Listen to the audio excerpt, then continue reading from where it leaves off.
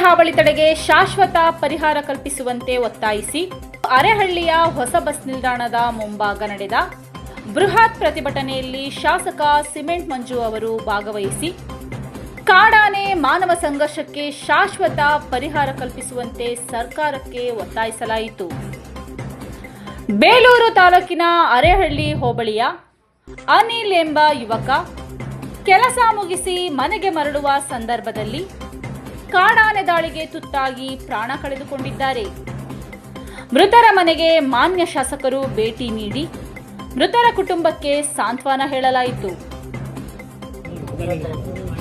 ಅನಿಲ್ ಕುಮಾರ್ ಅವರ ಆತ್ಮಕ್ಕೆ ಶಾಂತಿಯನ್ನು ಕೋರುತ್ತಾ ಅನಿಲ್ ಅರಸ್ರವರು ಕೇವಲ 28 ವರ್ಷದ ಯುವಕ ಪಾಪ ನಮ್ಮನ್ನ ಬಿಟ್ಟು ಅಗಲಿದ್ದಾರೆ. ಅದಕ್ಕೆ ಕಾರಣಕರ್ತರು ಯಾರು ಅಂದ್ರೆ ಒಂದು ರೀತಿಯಲ್ಲಿ ಅರಣ್ಯ ಇಲಾಖೆ ಅಂತ ನೇರವಾಗಿ ಆರೋಪ ಮಾಡ್ತಿದ್ದಾರೆ.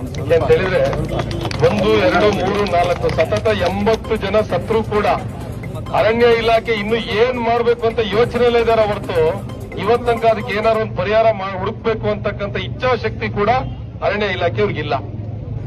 ಇವತ್ತು ಏನಿ ಒಂದು ಪ್ರತಿಭಟನೆಯಲ್ಲಿ ಉಪಸ್ಥಿತರಿರತಕ್ಕಂಥ ಈ ಭಾಗದ ಜನಪ್ರಿಯ ಶಾಸಕರಾದ ಸುರೇಶ್ ಅವರೇ, ನಮ್ಮ ಬೆಳೆಗಾರ ಸಂಘದ ಅಧ್ಯಕ್ಷರಾದ ಬಸವರಾಜ್ ಅವರು, ಇಲ್ಲಿ ನೆರೆದಿರ್ತಕ್ಕಂಥ ಎಲ್ಲ ನನ್ನ ಆತ್ಮೀಯ ರೈತ ಬಂಧುಗಳೇ, ಇಲ್ಲಿ ನೆರೆದಿರ್ತಕ್ಕಂಥ ಎಲ್ಲ ಸಾರ್ವಜನಿಕ ಬಂಧುಗಳೇ, ಇವತ್ತು ತಮ್ಮೆಲ್ಲರೂ ಕೂಡ ಗೊತ್ತಿರೋ ರೀತಿಯಲ್ಲಿ ಸಕಲೇಶಪುರ ಆಲೂರು ಭಾಗದಲ್ಲಿ ಹೆಚ್ಚಿನ ಆನೆ ಮತ್ತು ಮಾನವ ಸಂಘರ್ಷ ನಡೀತಿದೆ. ಎಲ್ಲರಿಗೂ ಕೂಡ ಗೊತ್ತಿರತಕ್ಕಂಥ ವಿಚಾರ. ಸರ್ಕಾರಕ್ಕೆ ಕಣ್ಣಿದ್ದು ಕುರುಡಾಗಿದೆ ಅಂತೇಳಿ ನಾನು ಈ ಸಂದರ್ಭದಲ್ಲಿ ನಾನು ಹೇಳಲಿಕ್ಕೆ ಇಷ್ಟಪಡ್ತೀನಿ. ಯಾಕೆ ಅಂತ ಹೇಳಿದ್ರೆ ಇಷ್ಟೆಲ್ಲ ಆರೋಪಗಳು ಮಾಡಿ ಸದನದಲ್ಲಿ ಇಷ್ಟೆಲ್ಲ ಪ್ರತಿಭಟನೆಗಳನ್ನ ಮಾಡಿ ಇಷ್ಟೆಲ್ಲ ಸರ್ಕಾರಕ್ಕೆ ಇಲ್ಲಿರ್ತಕ್ಕಂಥ ಸಮಸ್ಯೆಗಳ ಬಗ್ಗೆ ಮಾನ್ಯ ಮುಖ್ಯಮಂತ್ರಿಗಳಿಗೂ ಸಮೇತ ಅರಿವಾಗ ರೀತಿಯಲ್ಲಿ ಇಷ್ಟೆಲ್ಲ ವಿಚಾರಗಳನ್ನು ಕೂಡ ಹೇಳಿದ್ರು ಸಮೇತ ಕಿಂಚಿತ್ತು ಈ ಭಾಗದ ಬಗ್ಗೆ ಕಿಂಚಿತ್ತು ಕೂಡ ಕನಿಕರ ಇಲ್ದಿರ್ತಕ್ಕಂಥ ಸರ್ಕಾರ ಅಂತ ನಾನು ನೇರವಾಗಿ ಆರೋಪ ಮಾಡ್ತೀನಿ. ಯಾಕೆ ಅಂತ ಹೇಳಿದ್ರೆ 80 ಜನ ಪ್ರಾಣ ಬಿಟ್ಟರು ಸಮೇತ ಸ್ವಲ್ಪನೂ ಕೂಡ ಕನಿಕರ ಕರುಣೆ ಅಂತಕ್ಕಂಥದ್ದು ಇಲ್ಲ ಅಂದ್ರೆ ಇವರೆಲ್ಲ ಮನುಷ್ಯ ಅಂತೇಳಿ ಈ ಸಂದರ್ಭ ನಾನು ಕೇಳಕ್ ಇಷ್ಟಪಡ್ತೀನಿ.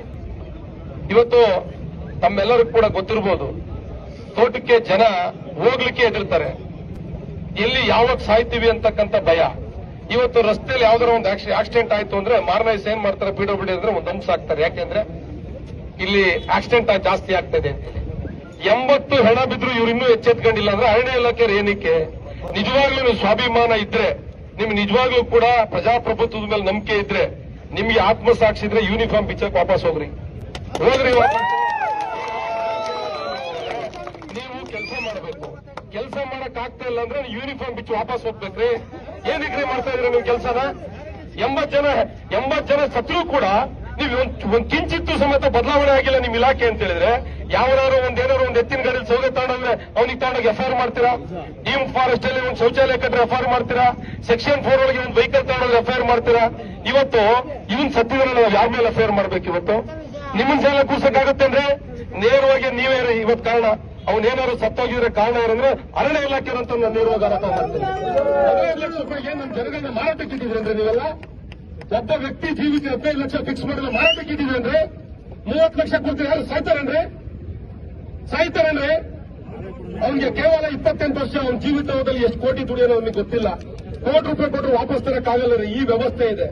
ಅರಣ್ಯ ಇಲಾಖೆ ಆಫೀಸ್ ಎಲ್ಲಿ ಮಾಡ್ಕೋಬೇಕ್ರಿ? ಒಂದು ಎಲ್ಲಿ ಆನೆ ಇದೆ ಅಲ್ಲಿ ಬಂದು ಕೂತ್ಕೊಳ್ಳಿ. ಇಟಿಎಫ್ ಎಸಿಎಫ್ ಎಲ್ಲಿದ್ದಾರೆ? ಎಸಿಎಫ್ ಎಲ್ಲಿದ್ದಾರೆ? ಎಸಿಎಫ್ ಎಲ್ರಿ? ಇಟಿಎಫ್ ಎಲ್ಲಿದ್ದಾರೆ? ಬರ್ಬೇಕಲ್ರಿ? ಎಲ್ಲಿದ್ದಾರೆ ಇಟಿಎಫ್ ಎಸಿಎಫ್? ಏನ್ ಮಾಡ್ತಾ ಇದಾರೆ? ಬರ್ಬೇಕಲ್ರಿ? ಏನ್ ಮಾಡ್ತಾ ಇದಾರೆ? ಅಲ್ಲಿ ಬಂದ್ಬಿಟ್ಟು ಕುತ್ಕೊಳ್ರಿ. ಫಾರೆಸ್ಟ್ ಇಲಾಖೆ ನೀವು ಅಲ್ಲಿ ಕುತ್ಕೊಳ್ಳೋದಲ್ಲ. ಯಾವ್ದಾದ್ರು ಟಿಂಬರ್ ಮರ ಹೋಯ್ತು ಅಂದ್ರೆ ಇವ್ರಿಗೆ ಕನ್ಸು ಬೀಳ್ತೋ ಗೊತ್ತಿಲ್ಲ, ಕರೆಕ್ಟ್ ಜಾಗಕ್ಕೆ ಹೋಗಿ ಹಿಡಿತಾರೆ. ಸೌದೆ ಗಾಡಿ ಹೋದ್ರೆ ಕರೆಕ್ಟ್ ಜಾಗಕ್ಕೆ ಹೋಗಿ ಹಿಡಿತಾರೆ. ಬೇರೆ ಎಲ್ಲ ಹೋದ್ರು ಕರೆಕ್ಟ್ ಆಗಿ ಹಿಡಿತಾರೆ. ಆದ್ರೆ ಆಗ ಎಲ್ಲಿ ಬರುತ್ತೆ ಅಂತ ಮಾತ್ರ ಇವ್ರಿಗೆ ಗೊತ್ತಾಗಲ್ಲ. ಏನ್ ಮಾಡ್ತಾರೆ 96 ಜನ ಹುಡುಗರು? 96 ಜನ ಹುಡುಗರಿಗೆ ಎಕ್ವಿಪ್ಮೆಂಟ್ ಏನ್ರಿ ಕೊಟ್ಟಿದ್ದೀರಾ? ಪಟಾಕಿ ಕೊಟ್ಟಿದ್ದೀರೇನ್ರಿ ಅವ್ರಿಗೆ? ಏನ್ ಕೊಟ್ಟಿದ್ದೀರಾ ನೀವು ಅವ್ರಿಗೆ? ಪ್ರಜಾಪ್ರಭುತ್ವದಲ್ಲಿ ಯಾವ್ದಾದ್ರು ಒಬ್ಬ ಸಾಮಾನ್ಯ ಬಡ ವ್ಯಕ್ತಿ ಅವ್ನ ಮನೆಗೆ ಒಂದ್ ಲೋಡ್ ಸೌದೆ ತಗೊಂಡ್ರೆ ಎಫ್ಐಆರ್ ಮಾಡ್ತೀರಾ? ಮರಗಸಿ ಮಾಡಕೋರು ಎಫ್ಐಆರ್ ಮಾಡ್ತೀರಾ? ಬೇರೆ ಇರ್ತಕ್ಕಂಥ ಸರ್ಕಾರಿ ಜಾಗ ಎಲ್ಲ ಟೀಮ್ ರೆಂಟ್ ಮಾಡಾಕಿದ್ದೀರಾ? ಸಾರ್ವಜನಿಕರು ಬದುಕಂಗಿಲ್ಲ. ಈ ವ್ಯವಸ್ಥೆ ನಿರ್ಮಾಣ ಮಾಡಿದ್ದೀರಾ. ಯಾರು ಇದು ಕೊನೆಗಾರರು? ಅವ್ರ ಜೀವಕ್ಕೆ ಯಾರು ಬೆಲೆ ಕೊಡ್ತಾರೆ?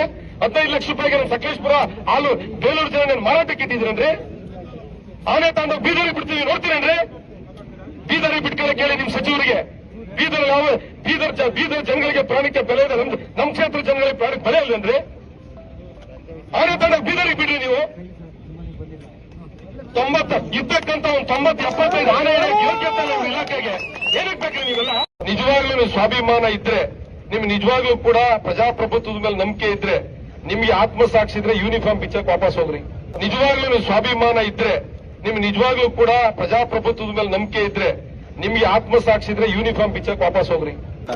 80 ಜನ ಪ್ರಾಣ ಬಿಟ್ಟರು ಸಮೇತ ಸ್ವಲ್ಪನೂ ಕೂಡ ಕನಿಕರ ಕರುಣೆ ಅಂತಕ್ಕಂಥದ್ದು ಇಲ್ಲ ಅಂದ್ರೆ ಇವರೆಲ್ಲ ಮನುಷ್ಯ ಅಂತ ಹೇಳಿ ಈ ಸಂದರ್ಭ ಕೇಳಕ್ ಇಷ್ಟಪಡ್ತೀನಿ.